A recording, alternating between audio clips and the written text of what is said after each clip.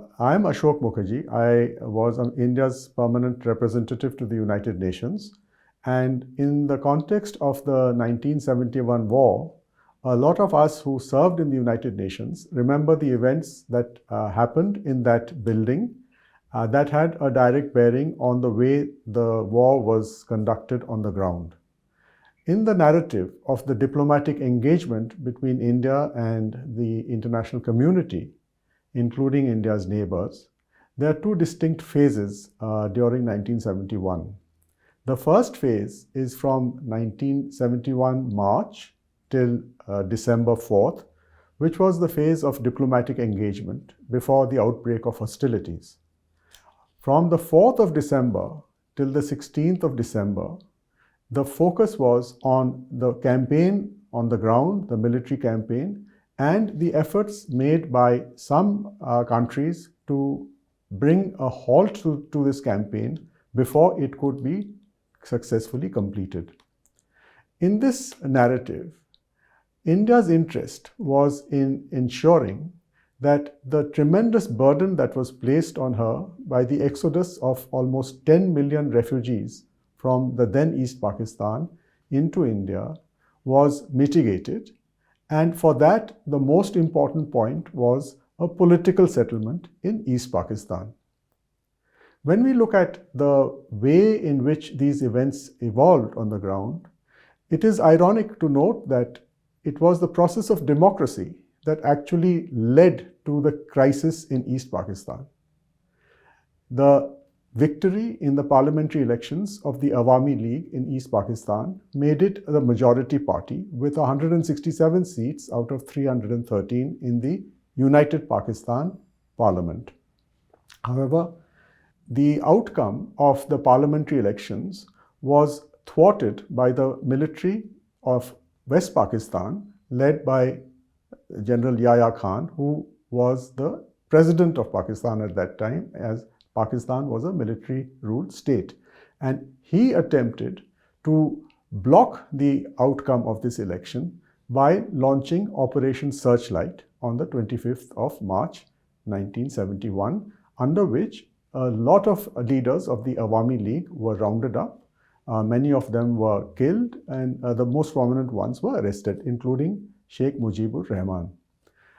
Faced with this situation, where there was public outcry against the steps taken by the military authorities in Pakistan, the 10 million refugees who eventually made their way to India between March 25th and the 3rd of December 1971 had no way to return to their homes.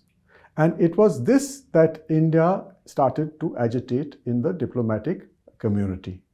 There are two different levels at which India engaged with the diplomatic community during this period.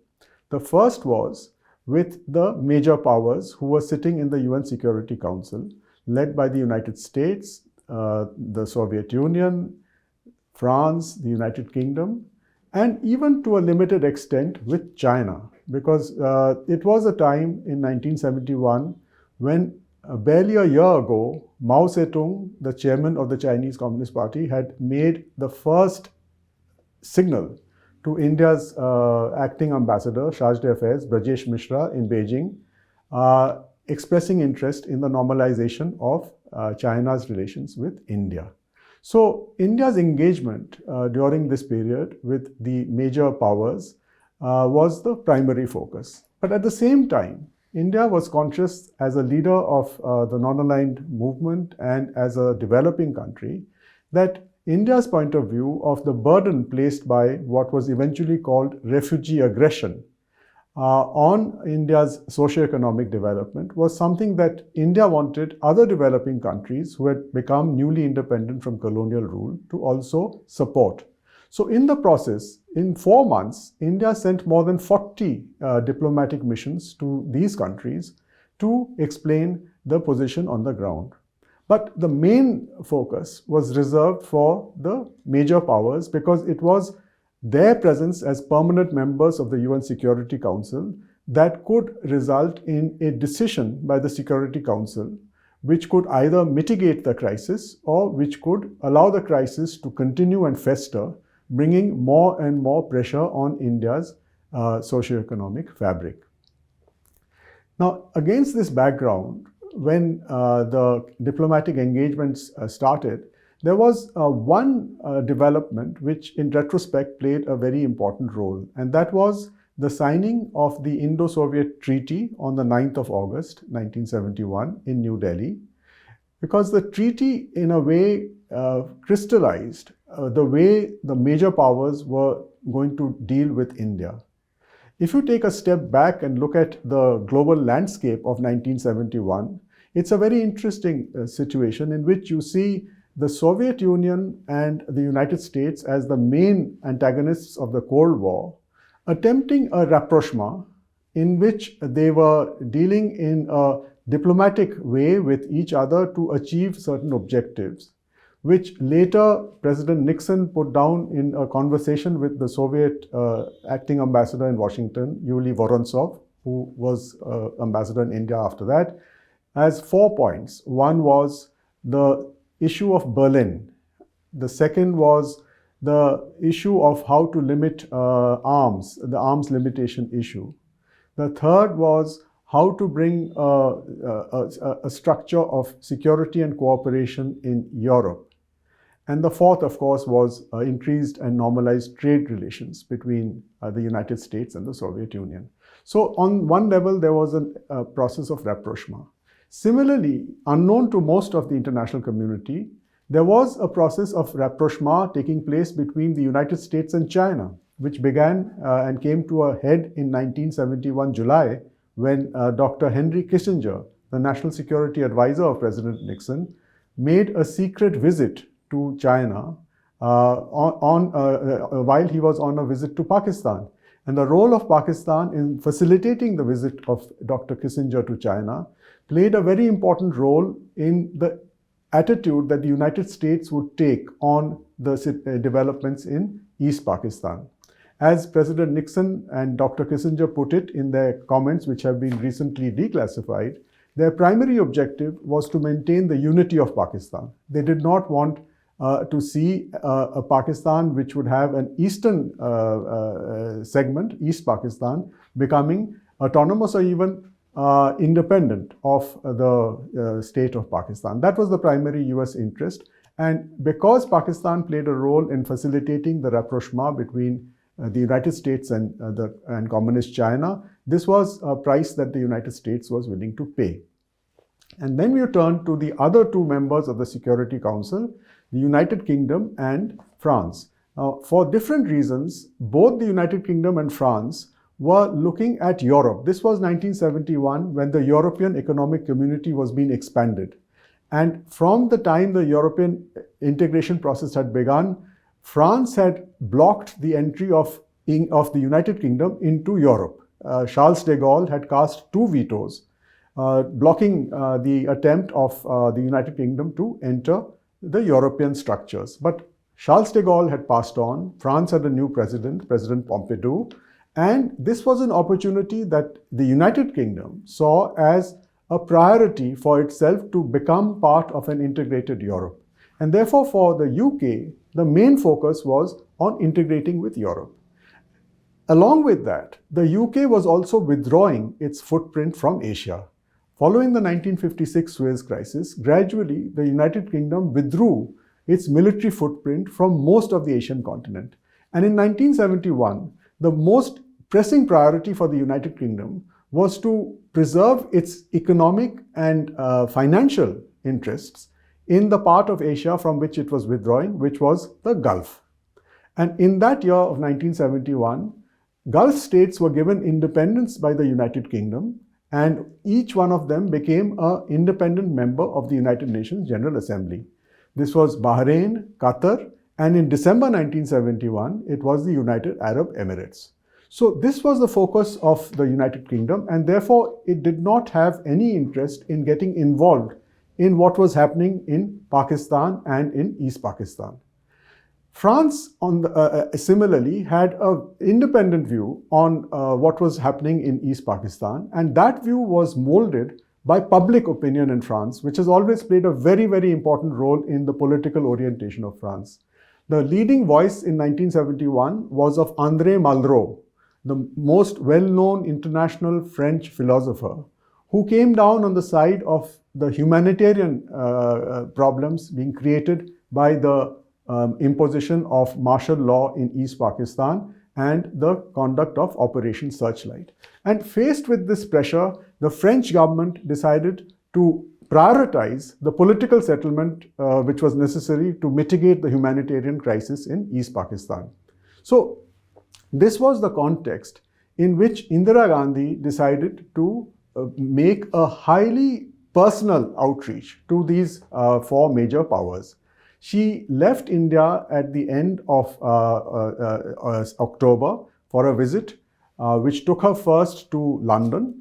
She met the British Prime Minister Edward Heath, and they both agreed that the primary objective for resolving the political problem in Pakistan was to push for the political settlement in East Pakistan, which meant the restoration of democracy. So the Prime Minister of the UK, Edward Heath, wrote to President Yahya Khan after the visit of Indira Gandhi, and Yahya Khan said that he would not be able to implement this part of the issue. Indira Gandhi went on in early November to the White House in Washington, and on the 4th of November 1971, she had a meeting with President Nixon, in the course of which she made the points that India had been making internationally about how the most important priority was for a political settlement in East Pakistan. Nixon rebuffed her, and Indira Gandhi therefore decided that she would not be able to count on the support of the United States in influencing the behavior of the military administration led by General Yahya Khan in Pakistan. So by the 5th of November, when the second meeting between Indira Gandhi and President Nixon took place, it was quite clear from the Indian side and from the American side, as recently declassified documents are showing, that both sides were aware that they were on two different parts of this issue. They were on two different sides of this issue. From the Washington, Mrs. Gandhi went to Paris and had a very, very detailed exchange of views with President Pompidou, after which the French president wrote a letter in the middle of November to General Yahya Khan asking him to prioritize the political settlement and release Sheikh Mujibur Rahman. And Yahya Khan responded in a very vehement way, rejecting this outreach. So at the end of November, you had a situation among the great powers in which the Soviet Union had entered into a treaty with India for mutual support in case of aggression against India. You had the United States not interested in listening to the views of India and instead trying to work on maintaining a united Pakistan under military rule. And you had France, which was more on the side of India in terms of prioritizing the political settlement as the main element of mitigating the humanitarian crisis of those 10 million refugees. Now, this was the background from the great power side. The 40 diplomatic outreach visits that India took to non-aligned countries, however, came up against a barrier which could not be overcome diplomatically at that time. And the barrier was the priority given by most of these non-aligned countries to their territorial integrity and their sovereignty. Because when they came out of colonial rule, these were the two principles that they upheld as being the most important principles of the UN Charter, that their countries would be kept territorially as intact, and that their sovereignty would not be diluted by becoming part of any alliances or becoming part of the neo-colonialist impulses of the Cold War. So this was the background against which the second phase of the 1971 war's diplomatic framework can be looked at. Now, when Pakistan launched its attacks on the airfields in India on the 3rd of December, it declared war on India, and it automatically escalated the issue to beyond diplomacy. It became a military issue, and India had prepared for it. The Soviet Union and India had started consultations on how to deal with the possibility of war breaking out At the end of October, two high-level Soviet delegations had visited India, one led by Deputy Foreign Minister Firyubin, the other led by the Chief of the Soviet Air Force, Marshal Kutakov. And between the two of them, they were able to coordinate with India the strategy of how to deal with the prosecution of the war in East Pakistan in the international domain, which was basically the United Nations Security Council. So when the war broke out on 3rd of December 1971, India's diplomatic engagement shifted to the UN Security Council, because that was the arena in which the major powers as well as the other countries in the United Nations would express their views on how to bring this war to an end. Before that, for 6 months, the UN Secretary General, U Thant of Burma, had given extensive and regular reports to the Security Council about the worsening situation in East Pakistan.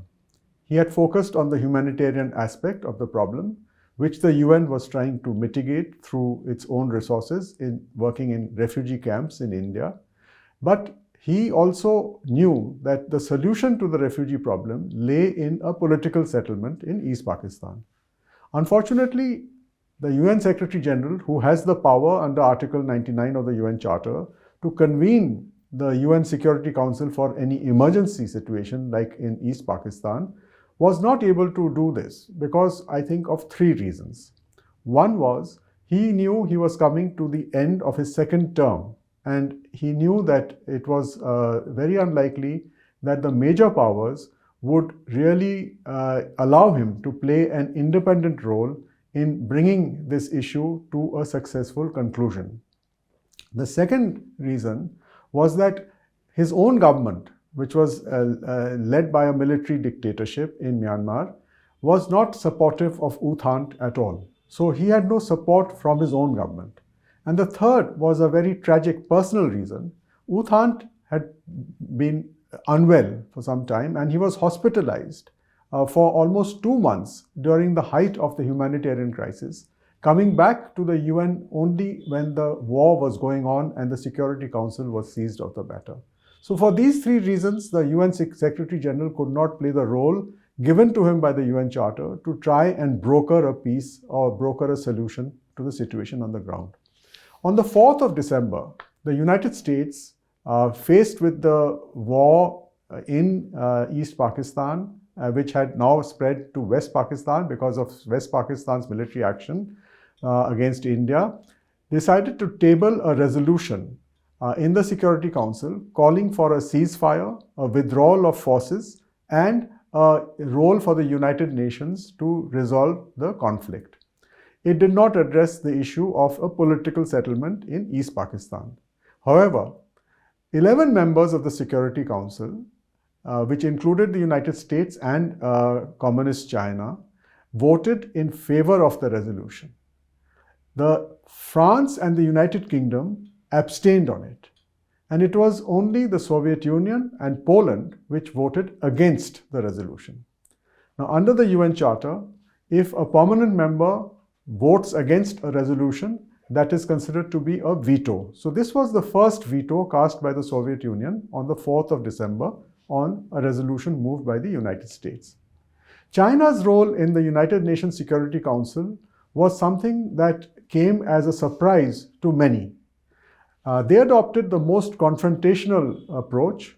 They accused India of aggression, but more than that, they accused the Soviet Union of trying to expand its interests by using the conflict in East Pakistan. This was linked to the complete rift between the 2 communist powers, between the Soviet Union and the People's Republic of China. And it came to a head in October when China replaced Taiwan, or the Republic of China, as the representative in the UN Security Council.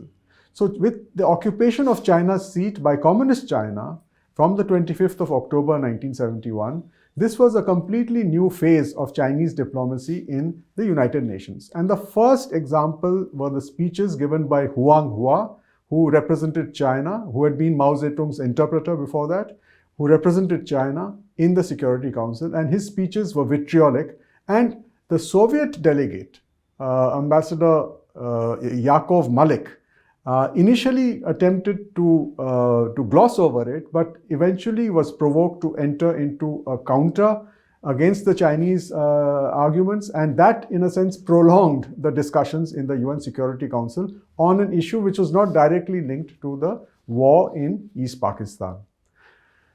Yakov Malik, the Soviet ambassador, had a very interesting history as well. He had been Soviet ambassador to the United Nations, and in 1950, when Communist China had attempted to enter the United Nations, it had been Yakov Malik who had tabled a resolution on the 13th of January 1950 proposing that the seat occupied by Chiang Kai-shek and the Republic of China, which we call Taiwan today, should actually be vacated and be given to Communist China.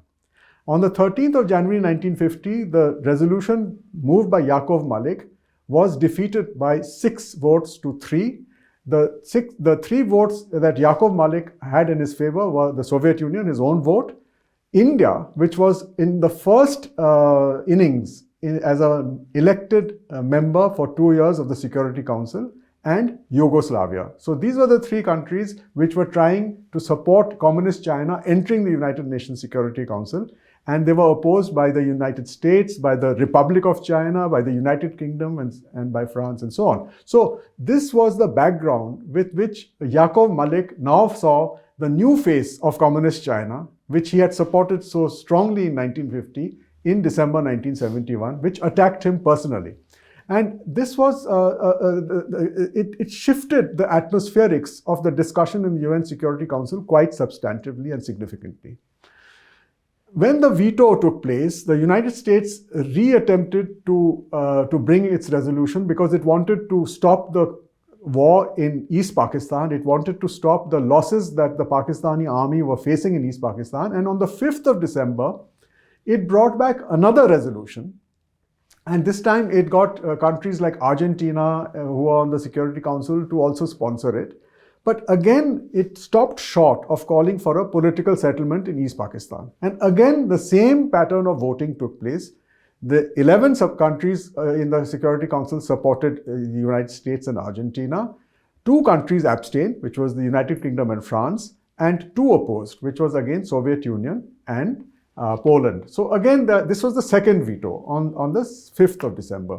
Now, faced with this deadlock, the United States looked around for another way to support Pakistan in the military government of Pakistan, and along with China, they worked with the other elected members of the Security Council, and it was Somalia, elected member of the Security Council, who came up with the idea on the 6th of December that the Security Council should adopt a resolution to refer the matter to the General Assembly, because there was a deadlock at the Security Council because of the veto of the Soviet Union. Now, in 1950, the UN General Assembly had adopted a resolution called Uniting for Peace.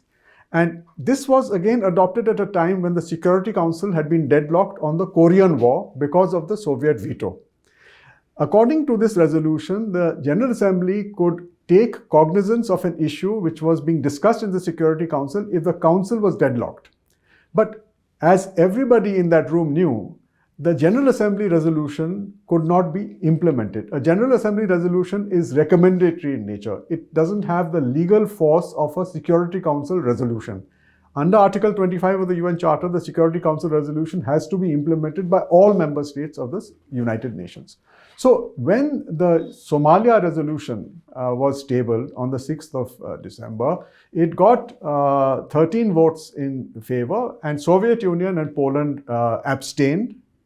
And it went through, it was adopted, and the matter was referred to the General Assembly of the United Nations. The General Assembly of the United Nations was being presided by the Foreign Minister of Indonesia, Adam Malik, and he organized a whole day debate on this subject. There was a huge list of speakers, more than 50 countries spoke.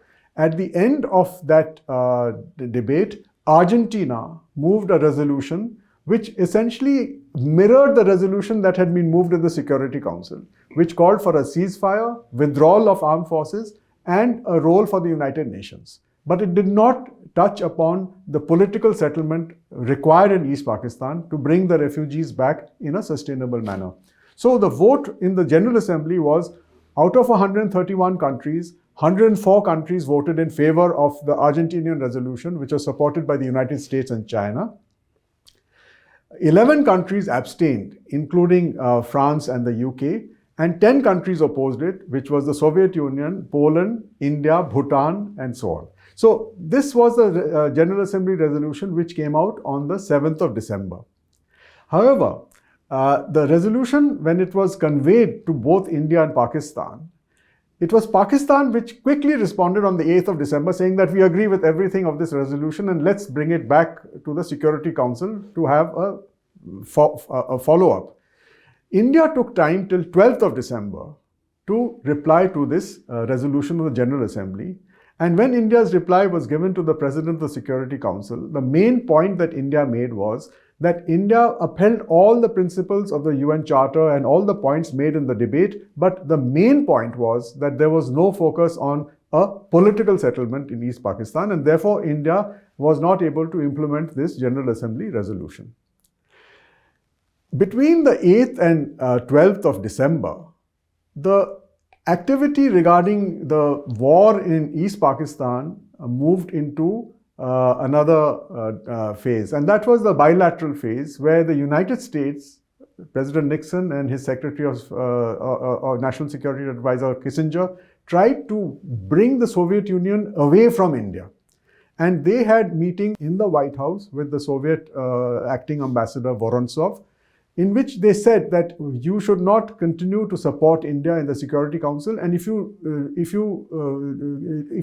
do not support India in the Council, then we will have a rapprochement between the United States and Soviet Union, and we will almost be like the allies we were during the Second World War. This is Nixon's own words.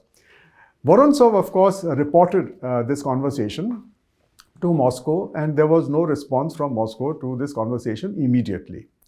So faced with this situation, the Americans decided to again ask for a session of the Security Council, which took place on the 12th of December.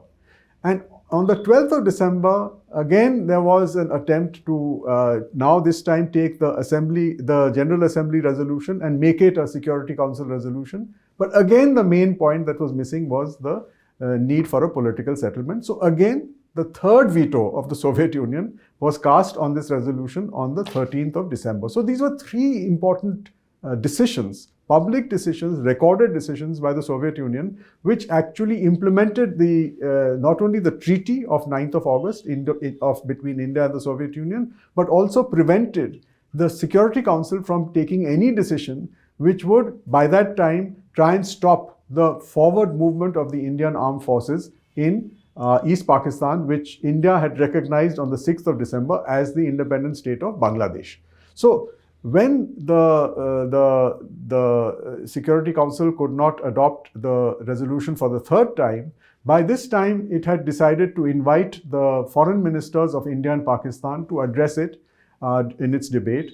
Zulfikar Ali Bhutto, who had been made foreign minister of Pakistan by Yahya Khan, came to New York, and Sardar Swaran Singh from India went to New York. And the meeting on the 12th, 13th of December onwards were attended by the two foreign ministers. So when Mr. Bhutto saw that the Security Council was not able to adopt a resolution, he decided, and now this is a matter of history, whether he decided on purpose or whether he decided impulsively, but he decided to stage a walkout.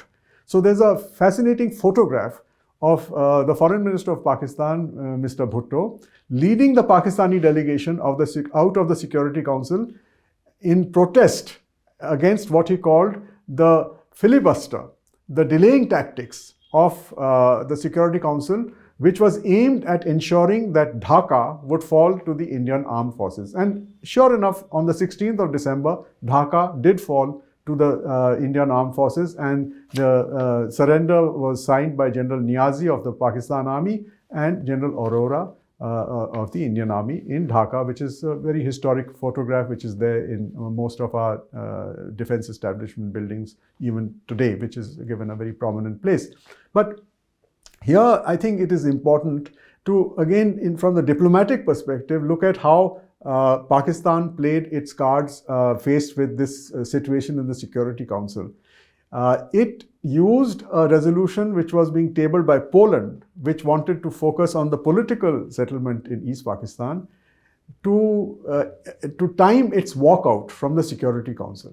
And when it walked out of the Security Council, it effectively ensured that the Security Council would not be relevant any longer in the solution of the India-Pakistan War of 1971. So this was the way it happened, and then the Security Council lost interest in addressing this issue from the 16th of December onwards.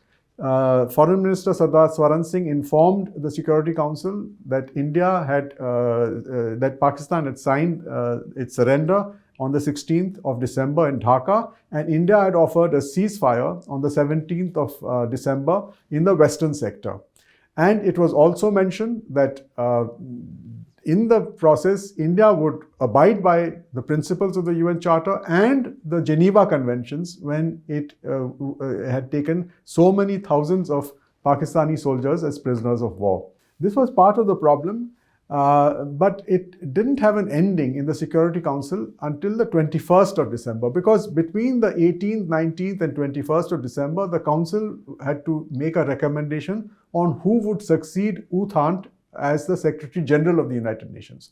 So on the 21st of December, the Council met and recommended the name of Kurt Waldheim of Austria as the next Secretary General of the United Nations. And in the evening, Somalia, once again it was Somalia, which tabled a resolution bringing to an end the consideration of the India-Pakistan conflict, which by that time had been settled on the ground with the surrender of Pakistan, the ceasefire in West Pakistan.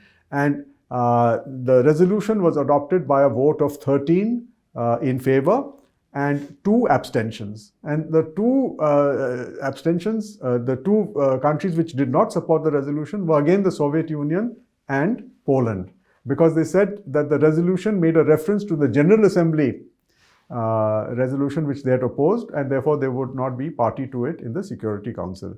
As a postscript, 3 or 4 things stand out from this narrative of the diplomatic framework of the 1971 Indo-Pakistan War.